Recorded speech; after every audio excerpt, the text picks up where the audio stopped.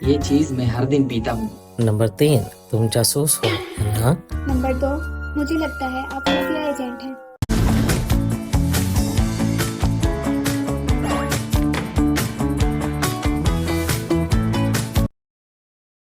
ये कहानी एक पिज्जा डिलीवरी बॉय के साथ हुई एक सच्ची घटना पर आधारित है। ये घटना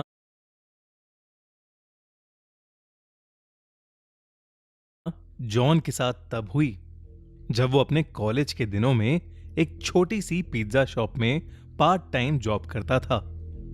एक रात करीब 1 बजे जब जॉन अपनी शिफ्ट खत्म करके घर के लिए निकलने ही वाला था, तब अचानक ही पिज्जा शॉप का फोन बजा। जॉन ने फोन उठाया तो कोई आदमी बहुत ही सहमी आवाज में ऑर्डर दे रहा था। पहले तो जॉन ने ऑर्डर लेने से मना करने का सोचा, क्योंकि पिज्जा शॉप का क्लोजिंग टाइम ऑलरेडी हो चुका था। मगर जब उस आदमी ने 4 लार्ज साइज पिज्जा ऑर्डर किए तो जॉन ने ऑर्डर ले लिया, क्योंकि अक्सर बड़े ऑर्डर पर एक अच्छी खासी टिप भी मिलती थी और जॉन को पैसों की जरूरत भी थी। जॉन जल्द से जल्द पिज्जा लेकर डिलीवरी करने निकल पड़ा।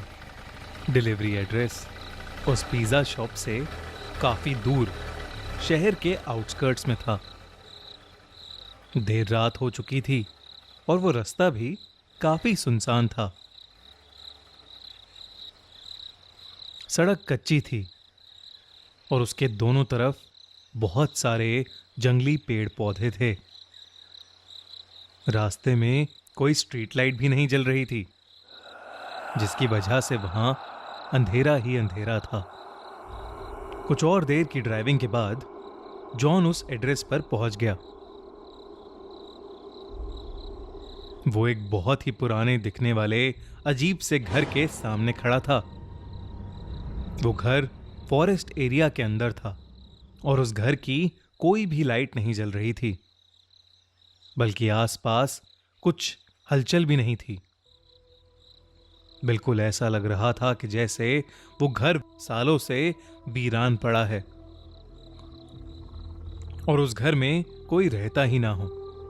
जॉन उस घर को देखकर थोड़ा घबरा रहा था, इसलिए उसने अपने मैनेजर को कॉल किया। वो अपने मैनेजर को वो सिचुएशन एक्सप्लेन करके वहां से वापस चले जाना चाहता था, लेकिन उसके मैनेजर ने फोन ही नहीं उठाया।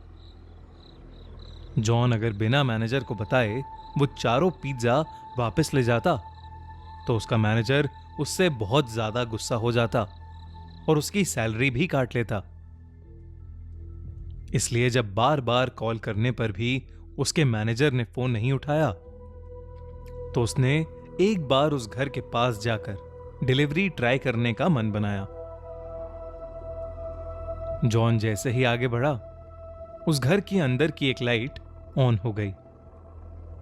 जॉन को थोड़ा सा कॉन्फिडेंस आया कि शायद अंदर कोई है।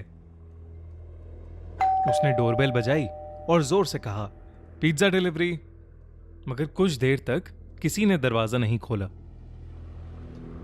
जॉन ने फिर से बेल बजाई तो उसे अंदर से किसी के कदमों की आवाज आई, लेकिन फिर से किसी ने दरवाजा नहीं खोला। जॉन वापस जाने ही वाला था कि अचानक से वो दरवाजा अपने आप खुल गया। जॉन थोड़ा घबराया हुआ अंदर घुसा। हॉल में एक डिम सी लाइट जल रही थी और वहां कोई भी नहीं था। जॉन ने आवाज लगाई, हेलो, कोई है? प्लीज अपना पिज्जा ले लीजिए। तभी जॉन ने देखा कि हॉल में पड़े सोफे के नीचे एक काली बिल्ली निकलकर एक रूम की तरफ भागी। जैसे ही वो बिल्ली उस रूम में घुसी, उस रूम की लाइट्स और टीवी ऑन हो गया। साथ ही छोटे बच्चों की शैतानी करने की और हंसने की आवाज भी आने लगी। जॉन को लगा कि कोई शायद उसके साथ किसी किस्म का मजाक कर रहा है। वो गुस्से में उस रूम के अंदर गया वहां दो छोटी सी लड़कियां बैठी थीं। वो दोनों वहां बेड पर बैठे बैठे जॉन को अजीब तरीके से घूरे जा रही थीं। जॉन उनसे कहने लगा कि वो कब से डोरबेल बजा रहा है और वो लोग हैं कि दरवाजा ही नहीं खोल रहे। जॉन उन पर गुस्सा कर रहा था, लेकिन वो दोनों फिर भी वहीं बैठी बिना कुछ बोले बस जॉन को घूरे जा रही थीं। जॉन ने फिर कहा, मैं पिज्जा देने आया हूं। तुम्हारे घर में कोई बड़ा है जिससे मैं पेमेंट ले सकूं? अचानक उन लड़कियों की आंखों का रंग सफेद पड़ गया और उनकी चुप्पी एक खतरनाक हंसी में बदल गई। उन दोनों ने उस कमरे के दरवाजे की तरफ इशारा किया जो जॉन के ठीक पीछे था।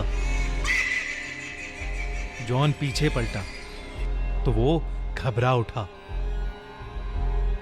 उसके हाथ से चारों पिज्जा के डब्बे नीचे गिर पड़े क्योंकि उसके ठीक सामने एक भयानक औरत का साया खड़ा था। ये सब देखकर